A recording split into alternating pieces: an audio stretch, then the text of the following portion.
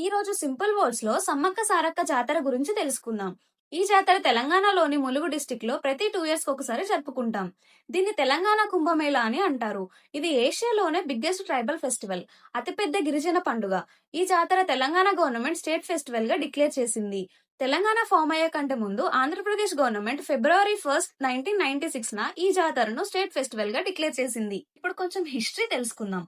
పగడిద్ద రాజు మేడారంలోని కోయ tribals కి chief. ఇతను మేడరాజు కూతురైన సమ్మక్కను పెళ్లి చేసుకుంటారు. వీరికి సారలమ్మ, నాగులమ్మ అనే 2 కూతుర్లు, జంపన్న అనే ఒక కొడుకు ఉంటారు. సమ్మక్క సారక్క సిస్టర్స్ కాదు, వీళ్ళిద్దరూ మదర్ అండ్ డాటర్స్. సారలమ్మ వాళ్ళ హస్బెండ్ గోవిందరాజు. అప్పటి కాకతీయ కింగ్ ప్రతాపరుద్రుడి టైంలో మేడారంలోని ఆదివాసీ ప్రజలు ట్యాక్స్ పన్ను కట్టలేదనే కారణంతో మేడారం ప్రాంతం మీద కాకతీయ సైన్యం యుద్ధానికి వచ్చింది. ఆ యుద్ధం తర్వాత సమ్మక్క సారలమ్మలు చిలుకలగుట్ట దగ్గర అంతర్ధానం అయ్యారని నమ్మకం. సమ్మక్క సారక్క అంతర్ధానమైన చిలుకలగుట్ట ప్రాంతంలో కుంకుమ, పసుపు దొరకాయని ఆదివాసీ ప్రజల నమ్మకం. జాతరకి ముందు రోజు పగడిద్దరాజుని పునిగొండ్ల అనే ఊరు నుంచి మేడారం తీసుకుని వస్తారు. నెక్స్ట్ డే నుంచి జాతర స్టార్ట్ అవుద్ది. ఫస్ట్ డే సారలమ్మనే కన్నెపల్లి అనే ఊరు నుంచి తీసుకొని వస్తారు. ఇది వెనస్డే బుధవారం రోజు జరుగుతుంది. సెకండ్ డే సమ్మక్కను చిలుకలగుట్ట అనే ఊరు నుంచి కుంకుమ రూపంలో తీసుకొని వస్తారు.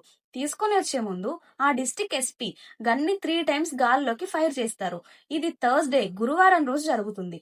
థర్డ్ డే సమ్మక్క సారలమ్మల దర్శనం జరుగుతుంది. ఇది ఫ్రైడే జరుగుతుంది. అందరికీ దర్శనం ఇచ్చి సాటర్డే రోజు అడవికి తిరిగి వెళ్తారు.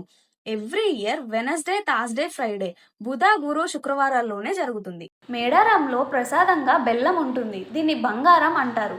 మేడారంలో విగ్రహాలు, గుళ్ళు ఉండవు. గద్దెల రూపంలో పూజిస్తారు. సమ్మక్క వాహనం టైగర్, పులి. సారలమ్మ వాహనం డేర్, జింక. మరి మీరు ఎప్పుడైనా మేడారం వెళ్ళారా? నా కామెంట్లో చెప్పండి.